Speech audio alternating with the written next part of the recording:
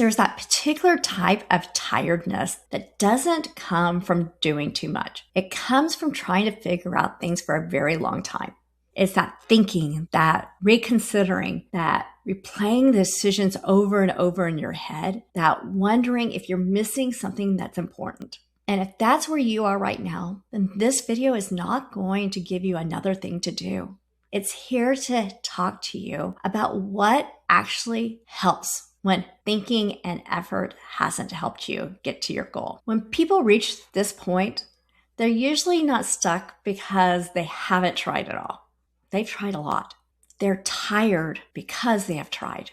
They've asked themselves all the right questions. They have weighed pros and cons. They have pros and cons lists, as a matter of fact. They look for answers that would make them feel like they have the clarity they're looking for, or they feel settled. But instead of relief, things feel heavier. Things feel more uncertain. Things feel more cautious. And they are not trusting their own judgment. And it's not because of a lack of motivation, but it's fatigue from carrying stuff way too long. So here's something people are not told. When dealing with something that touches your health, something that touches your identity or your future, clarity does not come with more effort at all. It comes from support. And that support is not advice. It's not being told what you should do, or it's not someone coming in and fixing things for you, but support in a sense that you're not holding the whole picture by yourself anymore. And this shift can change everything for you. What helps most at this stage is having a space for you to slow the thinking down. This space is for somebody who is listening to you, not to respond or not to correct, rather not to reassure you, but a person to help you hear yourself more clearly. When this happens, people notice something surprising. They don't get the answers, but they get relief.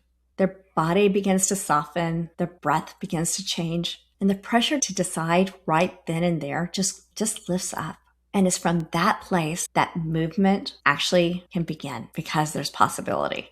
You know, we're taught to believe that capable people should be able to figure things out on their own. But perspective is not something that humans generate in total isolation at all, especially when something matters so much to you. It's so true when it's a health decision. It's true when there's a big life decision. You know, it's true whenever fear and when hope and when certainty is involved. Needing support at this point isn't a sign that you have failed at all. It is a sign that you have reached the edge of what you can do solo. And one of the biggest shifts people experience when they stop trying to do this alone is permission. And permission is not having to have it all figured out in one day. Permission is to take one step at a time. Permission is to be uncertain without being stuck. Permission creates space for you, for possibility. And that space is where things show up naturally without being forced. So in our next video, we're going to talk about who can help in this stage for you and how to think about support without pressure or confusion. You know, you have to know that not all support is the same, and not every situation calls for the same kind of help. But knowing what kind of support fits you right now can make your whole process a little bit less overwhelming. So if you're tired of trying to figure this all out, just know that there's nothing wrong with you. You're not behind, and you are not weak at all. And you're not missing one important skill that you need. You've just reached that moment when doing this alone isn't the right answer. And just know this isn't the end of the road for you.